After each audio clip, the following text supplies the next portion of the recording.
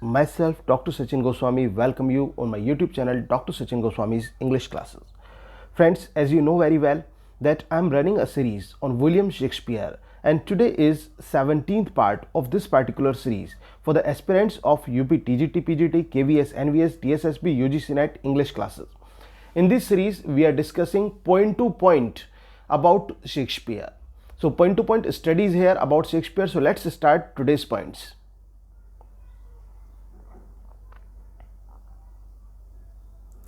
Shakespeare died in 1616. Shakespeare died in 1616. Shakespeare की जो मृत्यु हुई थी वो 1616 में हुई थी. ये क्वेश्चन अक्सर आता है कि शेक्सपियर का जन्म कब हुआ था. तो शेक्सपियर का जन्म जो हुआ था वो 23 अप्रैल 1564 में हुआ था, और शेक्सपियर की मृत्यु जो हुई थी वो हुई थी 23 अप्रैल 1616 में इनकी डेथ हो गई थी. Caesura is a pause indicated by a comma. Caesura क्या है? सिजूरा एक छोटा सा पॉज होता है जो कि कोमे के द्वारा दर्शाया जाता है. Disposition refers to one's nature of temper. ये क्वेश्चन आता है what is disposition and what does it stand for और the refer to. So the answer will be one's nature of temper. किसी व्यक्ति का जो नेचर होता है उसके टेम्पर को लेकर, तो वो उसका स्वभाव का जो एक तरीका होता है वही डिस्पोजिशन कहलाता है. Period between 1700 to 1745 in English literature is called the Augustan Age. Period between 1700 to 1745, 1700 से 1745 का जो इंग्लिश लिटरेचर का एज रहा उसको क्या नाम दिया गया? उसको द ऑगस्टन एज कहा गया. दोस्तों ये थोड़ा सा शेक्सपियर से हटकर प्रश्न आ गया, but no problem, it is all about literature, so you should study it also. Dystopia refers to unpleasant imaginary world. Dystopia का मतलब क्या होता है? क्या होता है डिस्टोपिया? डिस्टोपिया का मतलब होता है अनप्लेजेंट इमेजिनरी वर्ड. जो अनप्लेजेंट इमेजिनरी वर्ड होता है, जो हमें अच्छा नहीं लगता. On the other hand utopia की बात करें तो प्लेजेंट इमेजिनरी वर्ड हो जाता है, और डिस्टोपिया क्या हो जाता है? अनप्लेजेंट इमेजिनरी वर्ड होता है. A character which remains almost unchanged throughout the play is called flat character.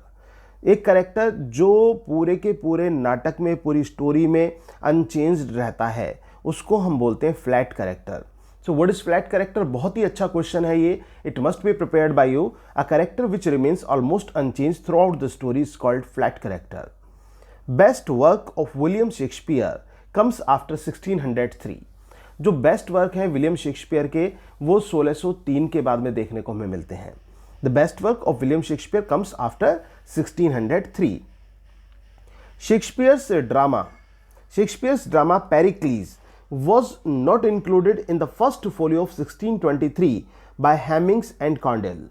जो शेक्सपियर का ड्रामा था पेरिक्लीज, इसको इंक्लूड नहीं किया गया था फर्स्ट फोलियो में. जो शेक्सपियर के फोलियोज थे, तो शेक्सपियर के फर्स्ट फोलियो में इसको इंक्लूड नहीं किया गया था. 1623 में फोलियो में किसके द्वारा? हेमिंग्स और कॉन्डेल के द्वारा इसको इंक्लूड नहीं किया गया था. Shakespeare was found guilty of dear poaching in the garden of Thomas Lucy. ये मोस्ट इंपॉर्टेंट क्वेश्चन है और अक्सर एग्जाम में आ जाता है कि शेक्सपियर पर आरोप लगा था, उनको आरोपी पाया गया था डियर पोचिंग का. मतलब जो हिरन के हंटिंग करने का आरोप इन पर लगा था. किसके गार्डन में? थॉमस लूसी के गार्डन में इन पर जो डियर पोचिंग का आरोप लगा था. Chronological order of Shakespeare's major tragedies. जो शेक्सपियर की मेजर ट्रेजेडीज हैं उनका क्रोनोलॉजिकल ऑर्डर क्या है? तो दोस्तों उनका क्रोनोलॉजिकल ऑर्डर है जो इनकी मेजर ट्रेजेडीज हैं, Hamlet, Othello, King Lear and Macbeth. तो इसको आप हुक्म के नाम से भी याद कर सकते हैं. हुक्म, जैसे कहते हैं ना कि क्या हुक्म, तो हुक्म के नाम से इसको याद कर लीजिए. हुक्म में H for Hamlet, O for Othello, K for King Lear and M for Macbeth. तो हुक्म मतलब Hamlet, Othello, King Lear and Macbeth. ये क्रोनोलॉजिकल ऑर्डर है इनकी जो 4 मोस्ट फेमस ट्रेजेडीज मानी जाती हैं, जिसमें जो हैमलेट है, प्रिंस हैमलेट की कहानी, कि किस प्रकार से ये हैमलेट जो था वो बदला लेना चाहता था अपने पिता की मृत्यु का, और पूरी ये रिवेंज पे चलती है। ओथेलो जो है ये डोमेस्टिक वायलेंस को रिप्रेजेंट करती है, जेलेसी इन लव को रिप्रेजेंट करती है, जेलेसी सस्पिशन इन लव, तो वो ओथेलो की कहानी आ जाती है। Othello and Desdemona, King Lear और उनकी 3 बेटियों की कहानी, और मैकबेथ लेडी मैकबेथ और चुड़ैलों की कहानी। तो ये बहुत ही महत्वपूर्ण कहानियां हैं, और दोस्तों अगर आपने अभी तक भी इनको ना पढ़ा हो तो जरूर पढ़ लेना। और मेरे इस चैनल पर ये कहानियां जो है आप सुन भी सकते हैं। Sweetest Shakespeare fancy's child, sweetest Shakespeare fancy's child, ये किसने किसके लिए कहा? So this is the statement by Milton to Shakespeare in his poem Allegro. इन ये स्वीटेस्ट शेक्सपियर फैंसीज चाइल्ड जो था कि प्यारे शेक्सपियर फैंसीज चाइल्ड, मतलब अ काइंड ऑफ इमेजिनेशन के जो बच्चे के रूप में इनको कल्पना की मिल्टन ने की अपनी कविता एलेग्रो में शेक्सपियर के लिए। Shakespeare was not of an age but for all time. Shakespeare किसी एज, एक पर्टिकुलर एज के नहीं थे, बल्कि वो संपूर्ण समय के थे। So it was said by Ben Jonson about Shakespeare. ये बेन जॉनसन ने शेक्सपियर के बारे में कहा कि Shakespeare was not of an age but for all the time. Good friends, for Jesus' sake, forbear to dig the dust and closed here. Blessed be the man that spares these stones, and cursed be that moves my bones. Shakespeare's epitaph, और Shakespeare के हम ये कह सकते हैं कि साहित्य में आखिरी शब्द भी शेक्सपियर के कहे जा सकते हैं।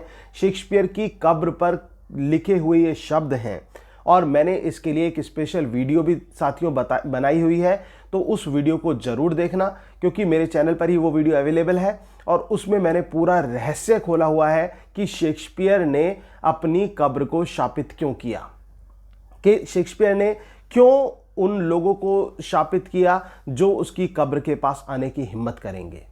ऐसा शेक्सपियर ने क्यों कहा, इसके ऊपर पूरी वीडियो है, तो वो आप देख सकते हैं। तो यहां पर मैं इसको बता देता हूं कि इन्होंने क्या इनकी कब्र के ऊपर लिखा हुआ था। इनकी कब्र के ऊपर लिखा हुआ था कि मेरी कब्र, जो मेरे अच्छे साथी हैं, ठीक है, भगवान के वास्ते वो मेरी कब्र के साथ छेड़खानी ना करें, और वो ये कहते हैं कि उनके साथ अच्छा होगा, उनके साथ अच्छा होगा जो मेरी बॉन्स है, जो मेरे यहाँ पर जो बॉन्स या फिर जो मेरी डेड बॉडी से जुड़ा हुआ कोई भी पार्ट है उसको बख्श दें, उनके साथ अच्छा होगा। और जो मेरी बॉन्स को या फिर जो मेरी डेड बॉडीज के पार्ट हैं उनको यहाँ से हटाने की कोशिश भी करेंगे तो उनके साथ बहुत कुछ बुरा होगा, उनको मैं अभिशाप देता हूँ। It was said by Shakespeare and written on his epitaph. ये उनके एपिटैप पर लिखा हुआ, मतलब सॉरी, उनके ग्रेव पर लिखा हुआ है। ये जो कब्र है उनकी, उस पर लिखा हुआ है विच इज़ कॉल्ड एपिटैप, जिसको एपिटैप बोलते हैं। तो दोस्तों ये ऐसा क्यों कहा शेक्सपियर ने, क्यों उन लोगों को यहाँ पर एक शाप दिया, कर्ज किया शेक्सपियर ने, इसका अगर जो आप कारण जानना चाहते हैं तो आप मेरी जो एक वीडियो मैंने बनाई हुई है इसके ऊपर, उसका लिंक भी मैं इस वीडियो के नीचे दे दूंगा, तो कमेंट बॉक्स में उसका लिंक मिल जाएगा। आप उस वीडियो को जरूर सुनें, क्योंकि वो आपके लिए बहुत बहुत महत्वपूर्ण है। क्योंकि अगर जो मैं यहाँ पर इसी स्टेटमेंट को एक्सप्लेन करने लगूँ तो बहुत टाइम निकल जाएगा इस वीडियो में ही, तो आप उस वीडियो को जाकर जरूर सुनें।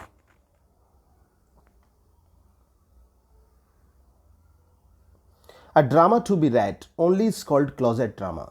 एक ड्रामा जो केवल पढ़ने के लिए होता है उसको क्लोजेट ड्रामा कहा जाता है। ये बहुत अच्छा प्रश्न है कि a drama to be read only is called closet drama. Fear no more the heart of the sun, no more, no more furious winter's rages, thou thy worldly task has done, home art gone and taken thy wages.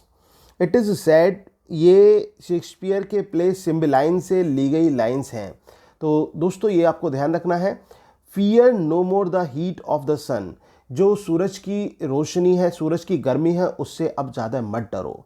No more the furious winter's rages, और जो सर्दियों की जो ये raise होती है ना, जो एक क्रोध होता है, उससे भी मत डरो। दाउ thy worldly task has done, तुमने तो अपना जो सांसारिक कार्य पूरा किया है। Home art gone and taken thy wages, और जो तुम्हारी जो कला है वो पूरी हो चुकी है, एंड टेकन दाई वेजेस, और तुम उसका जो वेजेस है वो प्राप्त कर चुके हो। तो it is said in the Shakespeare's play Cymbeline. Hermia is a character in Shakespeare's Midsummer Night Dreams. Hermia जो है वो शेक्सपियर के प्ले मिडसमर नाइट्स ड्रीम में कैरेक्टर है। Brutus is called the noblest Roman of them all by Antony. Antony Brutus को noblest man कहकर पुकारता है कि उन सब में सबसे जो श्रेष्ठ है वो ब्रूटस है। The literary form of commerce is a mask. जो ये कॉमर्स है, लिटरेरी फॉर्म ऑफ कॉमर्स क्या है? ये एक मास्क होता है। Hermia in Midsummer Night's Dream is the daughter of Egeus. ये जो हर्मिया है ये मिडसमर नाइट ड्रीम्स में डॉटर हैं ईजिस की। तो दोस्तों ये थी आज की हमारी वीडियो, जिसमें मैंने आपको विलियम शेक्सपियर के पार्ट 17 से जुड़े हुए कुछ महत्वपूर्ण पॉइंट्स बताए।